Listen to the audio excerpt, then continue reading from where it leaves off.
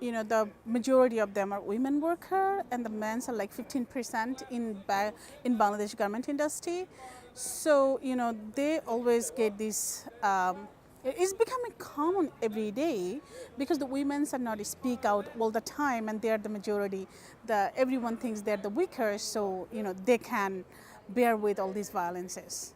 In the factory, I would say there is no mechanism to address or complain to these violences, but in the country law there is that women need to go to the police station, but again they need to go through all these medical examine, they need to go through all these police station who are not friendly with women's. Okay, and many times the women are feared too because the opposition of who do the violences, they're powerful than these women's. So that system really don't work. And if we talk about inside the factory, there is no mechanism yet developed that women to free to speak on that or complain. And definitely especially on gender-based violence. And for others, they don't have platform where they can complain to. The law says they can organize union and join union, but they are not free to do that. So it is absence of free to organize and bargain, the absence of the implementation of law. So I would say the law is there, but the lack of enforceable mechanism, really preventing them to address all these issues. If we talk about the supply chain, that's a tricky thing, yeah, it is true. Like there is a many layer in the supply chain.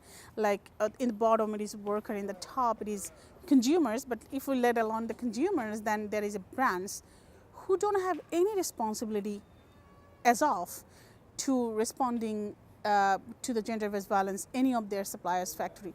I doubt they even think about it. So, it is so difficult for women or a worker in the factory who face the gender-based violence and reporting or bringing this issue to the top of the supply chain.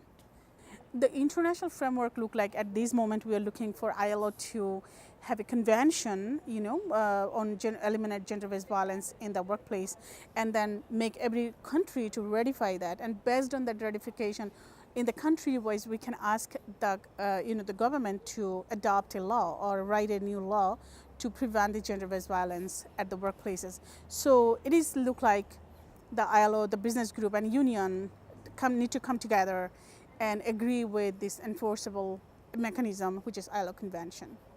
Thank you so much. Thank you.